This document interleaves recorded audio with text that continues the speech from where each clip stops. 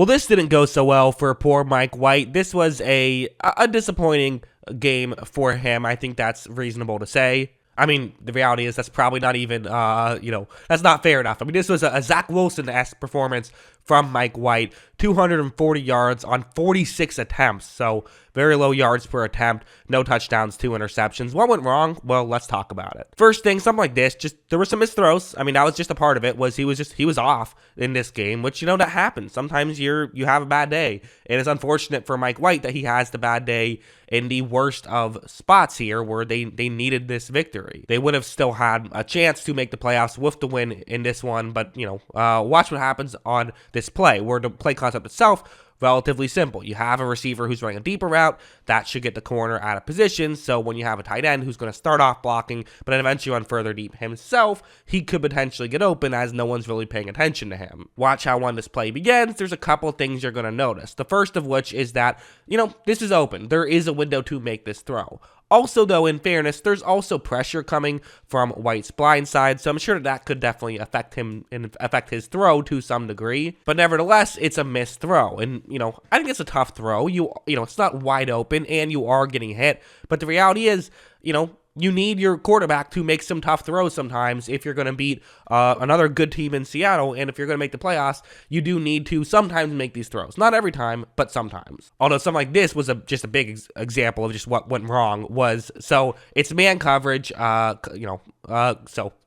basically the way it works is that you have two safeties who are showing as though they're deep, but one's going to stay deep, the other's going to cover over the middle. You call this a cover one robber setup, and then you have 5 eligible receivers. You have 5 defensive players who are each assigned an eligible receiver. You see the route on the screen. This is the route that can work, right? With the single safety deep, the sidelines tend to be open, and so Mike White is going to take the snap. He's going to look in that direction, and you see a couple of things here once again. There's more pressure. The reality is this was not the offensive line's best day. Pressure got through pretty consistently in this one, but what you see is that further down the field, there is a window to make this throw if there's no safety there, right? So I can kind of see what Mike White was thinking. Oh, single safety deep, he won't be able to get there. But your receiver is currently on the numbers right here. He's not that far outside, and the safety is already cheating over there. So got to pay attention to the safety on this play. Just can't make this throw. However, White does make this throw, and it is going to get intercepted. So, not a great decision by Mike White. It was on a 3rd down. I'm sure he felt like he wanted to take a chance there. Didn't want to just get the 3 points, but 3 points is better than 0 points. Just it just wasn't going to work. That was just, he had to pay attention to safety. I'm assuming he just missed it. Going over here though, this was just a bad one. I thought this one wasn't even the first missed throw. It's he was kind of getting hit. What are you going to do? This one was a miss. This was bad.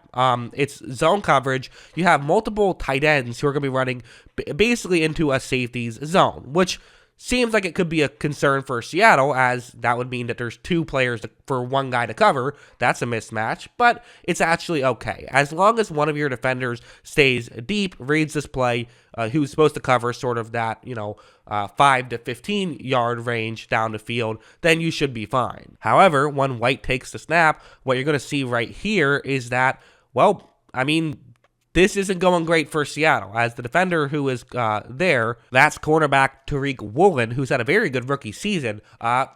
He's making a mistake on this one. He's not reading this play properly, and he's going to let a tight end get completely wide open behind him. So in this situation, this is just one of those you gotta hit it type of plays. This is one of those you just have to make these plays. White throws it over CJ Uzama's head, and it's incomplete instead.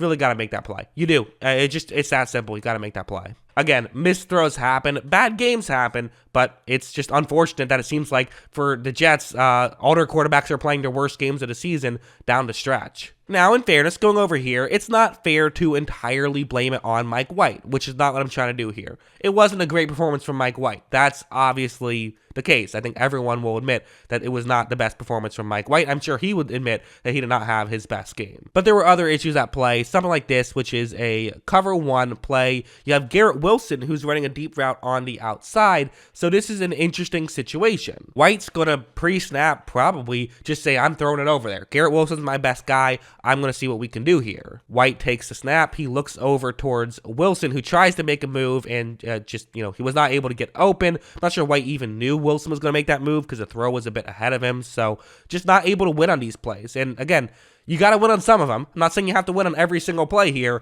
but if you're not winning on any of these plays, it's going to be really difficult for a quarterback to be successful. It just is. Going over here, this is going to be a zone coverage play. And again, you can see how it can work. First, you have a receiver who's running a deep route that can kind of push the guys who are in charge of covering deep further deep. You then have another receiver kind of run over the middle. This can allow it to potentially get open. This kind of stuff works. You also have a play action, which could get linebackers to move in. So, okay, makes sense. White takes a snap, and what you're going to notice is that on paper, even at this point when White has to make his decision, it's not a terrible decision. You can see why he wants to do it, but it's going to be more about the ball placement and really the throw itself, in my opinion, where you see this, where do you want to put the football? Well, you want to lead your receiver, right? Kind of what one of the things the receiver did well is getting inside leverage to where if you throw it more towards the inside, he should be able to get open. So that's one thing you want to do. The issue, of course, is that there's a linebacker who is kind of right in that perfect passing lane,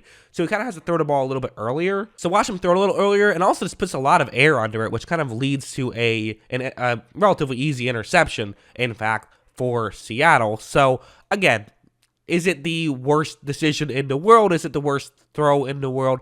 No, and it was a good play by cornerback Michael Jackson on that one as well. You got to give him credit for sure. But again, it was just kind of a consistency thing in this game. I didn't think there was a ton of like abysmal plays outside of that first interception I showed you. I didn't think there was a lot of a couple bad missed throws too, like the CJ Uzama miss. That was not very good. But at the same time, while it wasn't necessarily these horrific plays, like you'll see with Zach Wilson, where he'll just have some "what in the world are you doing?" For Mike White, it was still a very similar results type situation though, where he was just missing, he wasn't getting the plays that he had to do, and it was so consistent that this offense was just not able to do anything. And really, for the Jets, it's just a bummer. I mean, I was excited to see them in the postseason. I thought they're a unique team. They're different than a lot of other teams, which is always fun to see those unique teams get in.